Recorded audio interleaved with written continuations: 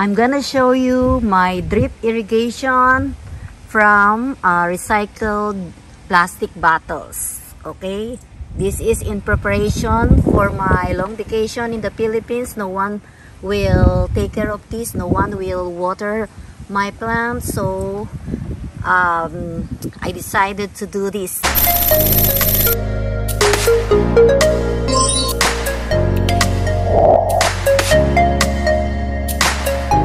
Hi guys! Welcome back to my channel. It's me, Bless. Today is June 7 at meron akong gagawin para dun sa mga halaman ko dahil sa nalaman ko dun sa napanood ko or na-research ko na kapag ka pala magbabakasyon ka at kailangan mong madiligan yung halaman mo ay dahil wala nga magdidilig, so meron akong gagawin. Panoorin ninyo. Let's go! Go, go, go! Okay guys, ang mga kailangan lang natin ay itong mga bote na parang mga empty bottles ng mineral water or whatever. Ayan, yan ang mga kailangan natin. Kailangan din natin to. Itong funnel. Kailangan natin yung itong pantusok. Itong perdible. Okay? Ito ay nalaman ko lang dun sa best friend ko na si Vicky from Germany. At nung malaman ko, nung sinabi niya sa akin, nag-send siya ng mga videos. At ayun, na-research ko. At pinag-aralan ko kung paano mga improvise ang pwede kong gawin. So dun sa mga, ang plano ko sa mga maliliit na paso, ito lang ang gagamitin ko. Itong maliliit na bote. Pero ang plano ko dito sa raised bed ko, dahil meron ditong patatas, ayan. So, yung malaking 1 gallon siguro ilalagay ko dito. Diyan. So, nag-experiment muna ako kanina. Ang ginamit ko ito, gumawa ako ng 3 butas. Mabilis humupa yung tubig. This one. Ayan, ayan. Ayan. Ganyan siya. Madaming tulo. Kumbaga, mabilis mauubos. So, in-experiment ko, ito din, 3 din yung ginawa ko dito. Ayan ang bilis Ayan. Ang ginawa ko dito sa isa na to ay isang butas lang. Siguro kasi na-search ko din na isang butas lang yung nilalagay nila. Okay? Dito ko muna ipapakita sa inyo kung paano ginagawa. Una, ito, meron kang ganyan. Kahit anong plastic bottle na empty plastic bottle pwede nyo gamitin. Ayan, tutusukin nyo lang. Kung gusto nyo dito sa gilid, kung gusto nyo dito, pero dito mas okay na siguro dito sa gilid. Isang tusok lang. Ayun, ganun lang. Isa lang, ganun lang. Tapos, pag nilagyan mo yan ng tubig, pag nilagyan natin ng tubig to, syempre, lulusot na kahit ganun lang kaliit ang butas.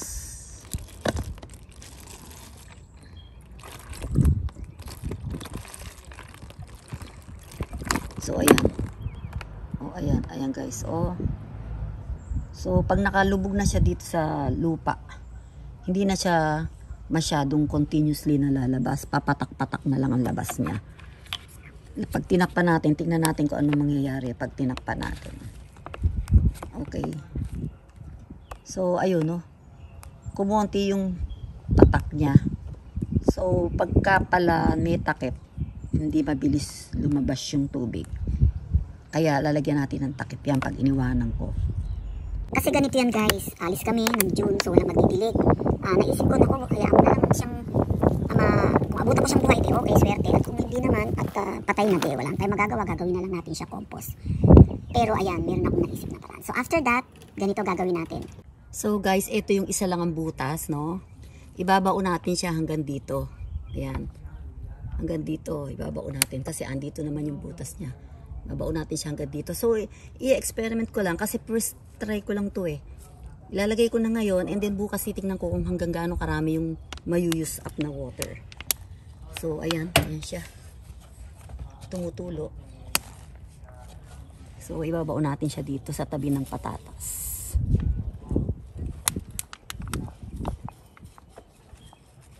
Hindi maganda. Teka, wait. Iusog natin kasi malayo siya dun sa halaman. Dapat banda siya dito.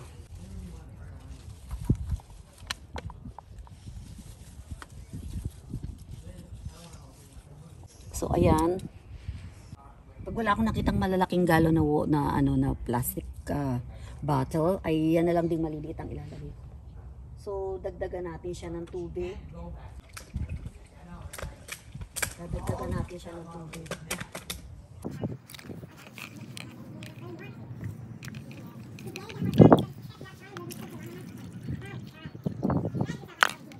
Ayan.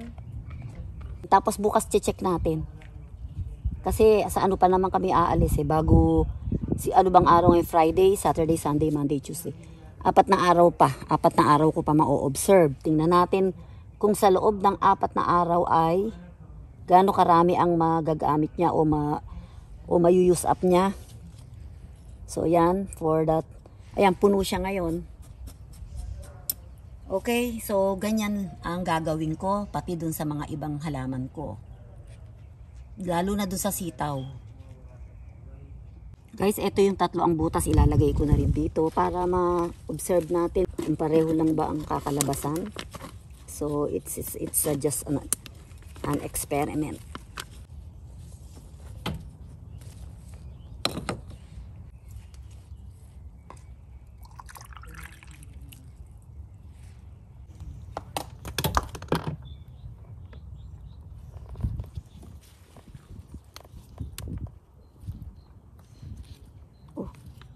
May bawas na agad. Hindi maganda. Oh, tingnan nyo, oh. Bilis maubos, guys, oh. Hindi pala maganda yung 3 butas, oh. Nakita nyo, ang bilis niya maubos. Oh, look. Tingnan niyo. Oh. Ang bilis maubos.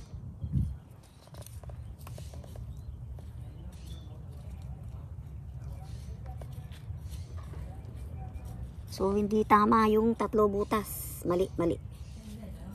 So, yun. Pabayaan ko lang siya dyan, pero hindi ko na ilalagay yung 3 butas. Hindi tama pala. Pangit. Samantalang ito, o, tingnan nyo yung isa butas. Kita nyo yung isa butas, parang hindi pa siya nabawasan. Oh, so, hindi ko nagagamit yung 3 butas na yan. This is the other one, drip irrigation from recycled bottle. Plastic bottle. This one. That is sitaw. I hope it will survive. At least it helps. Even for 2 weeks. And another 2 weeks is just fine for them not to have water. I think so. They will survive. This is the other one. Drip irrigation from recycled plastic bottle. And there, the kamatis.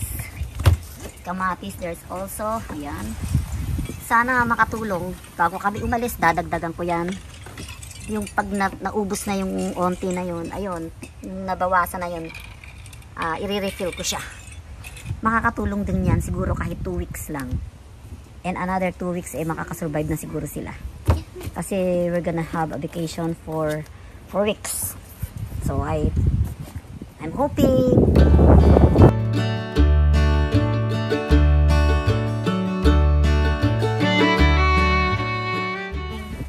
I hope you learned something from what I have researched and also an idea from my friend.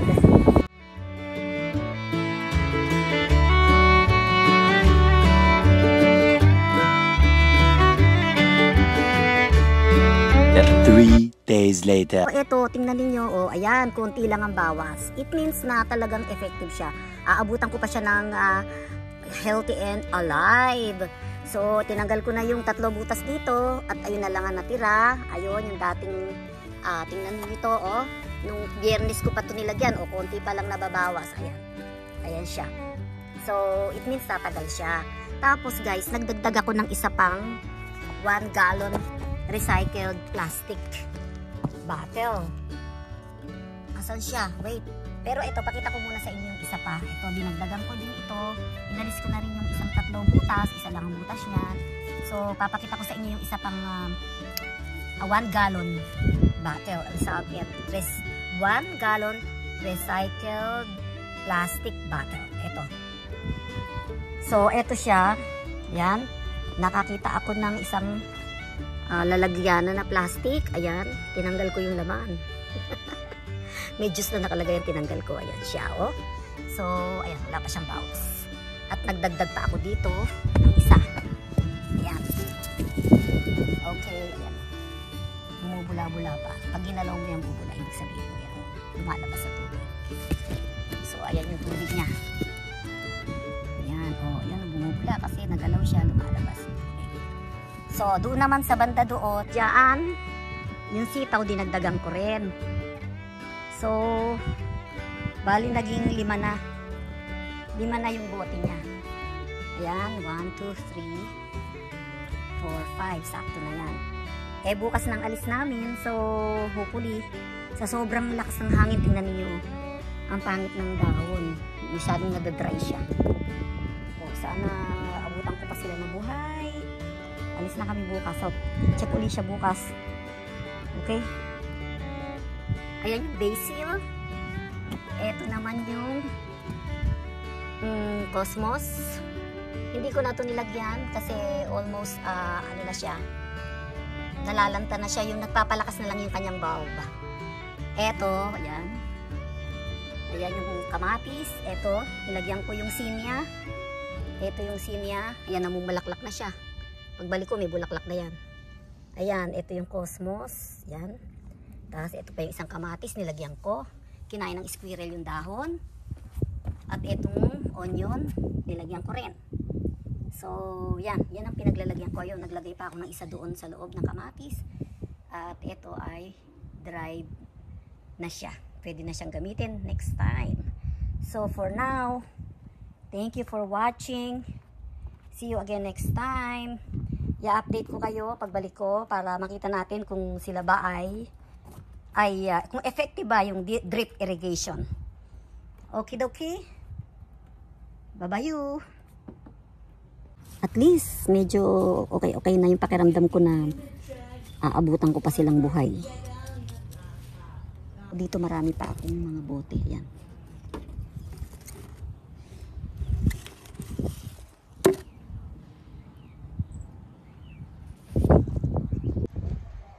Ito, hindi ko na nilagyan ng mga recycled plastic bottles kasi nasa lupa naman siya.